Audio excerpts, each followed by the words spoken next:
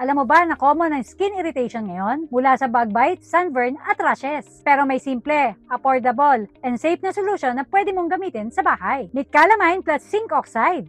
Yo, I'm Sa Divi, your pharmacist. Hindi lang basta pang relief, ito rin ang nagbibigay ng proteksyon sa balat mo. Kaya hindi nalalala ang problema. Stay tuned dahil ipapakita ko kung paano ito epektibo. First, let's understand kung bakit effective ang Calamine plus Zinc Oxide. Ang Calamine ay nakakatulong ito para masut ang irritation at itchiness ng skin. So kapag nabite ka ng lamok o nagka-rash, dabang-dama mo ang instant relief.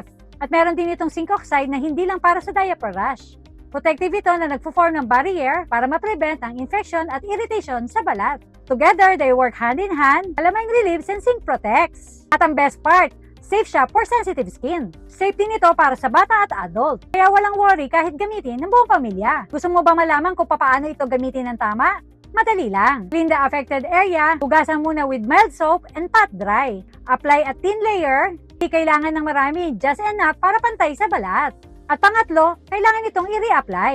Pero tandaan, hindi pwede itong gamitin para sa mga open wounds. Tip: kung sunburn ang problema mo, pwede rin itong gamitin after shower para makulang skin. Safe, easy, and effective. Alam mo ba, I've been using Calamine plus Zinc Oxide for bug bites and mild rashes. At grabe, sobrang effective.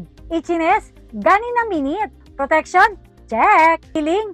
Faster than I expected. Plus, kasi may zinc. Nakakatulong din siya sa skin repair, kaya hindi lang ito para sa relief. At may long-term benefits pa.